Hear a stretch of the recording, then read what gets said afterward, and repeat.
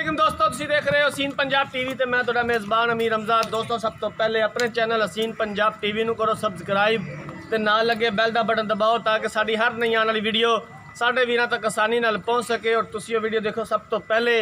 अज जनाब वीरां भरावां वास्ते मिनी झोटी की वीडियो लैके हाज़र होए हैं। ग्रिपां वाली झोटी है, चिप्पे चिप्पे का क्लिप लग्या होया है।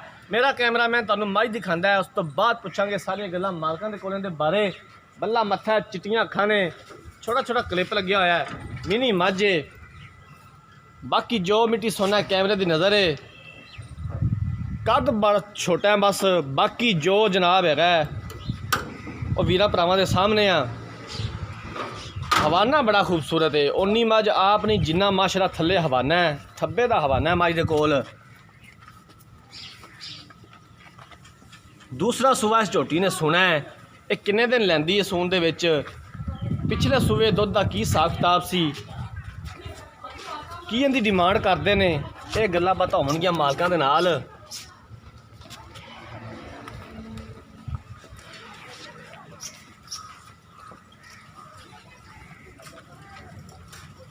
अगर मझ की हाइट होंदी तो मझ जनाब मुर्रा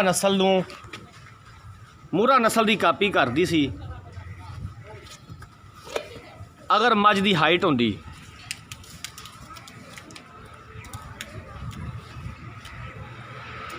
चाचा टोर यार इन खुली। इलाका अपने वीरा भरावां नूं दस दईए आरफ वाले तो तकरीबन 10 किलोमीटर के फासले ते ये मझ खलोती है। हवाने के उपर 2 बटन भी मौजूद ने। लै आओ पिछा।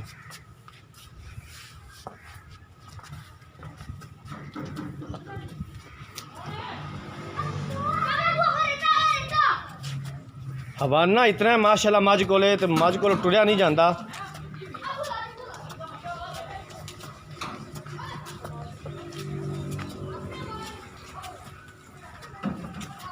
चाचा बन देन उधर छावे बन छावे।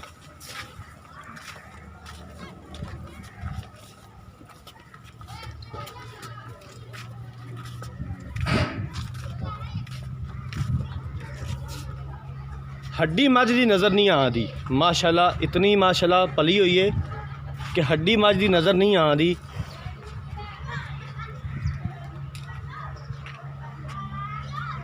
क्लिप हिलते ने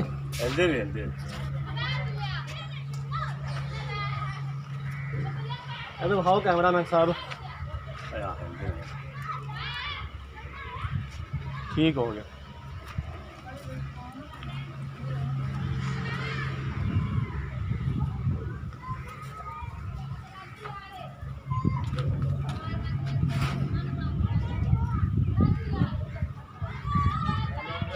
सो दी असार तो लैके तुन्नी तक माशाल्लाह हवाना है मझ दे कोल।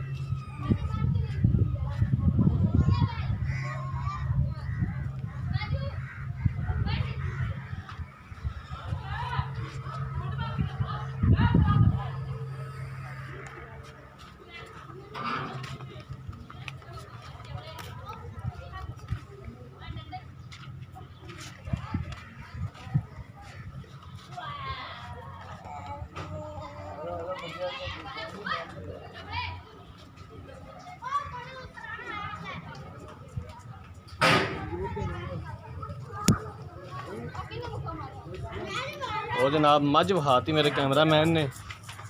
हुण चाचे को पुछने दे बारे की कहंदे ने।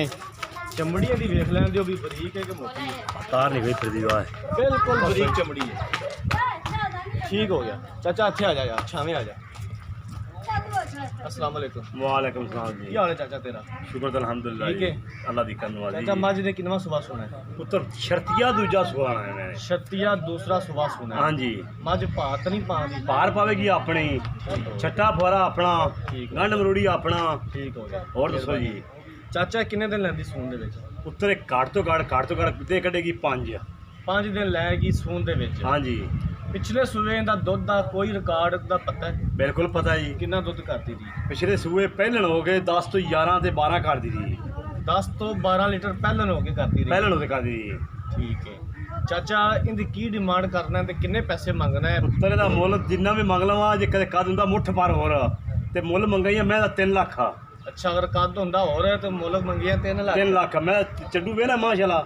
ਚਲੋ ਹੁਣ ਕੱਦ ਛੋਟਾ ਹੈ ਤੇ ਹੁਣ ਮੁੱਲ ਫਿਰ ਥੋੜਾ ਮੰਗ ਲੈ। ਬਾ ਪੁੱਤਰ ਮੁੱਲ ਦਾ ਭਾਵੇਂ ਮੰਗਾ ਲੈ ਵੈਸੇ 240 ਅੱਛਾ। ਭਾਵੇਂ 235 ਅੱਛਾ, ਤੇ 220 ਦੀ ਮੈਂ ਲੈ ਜਾ।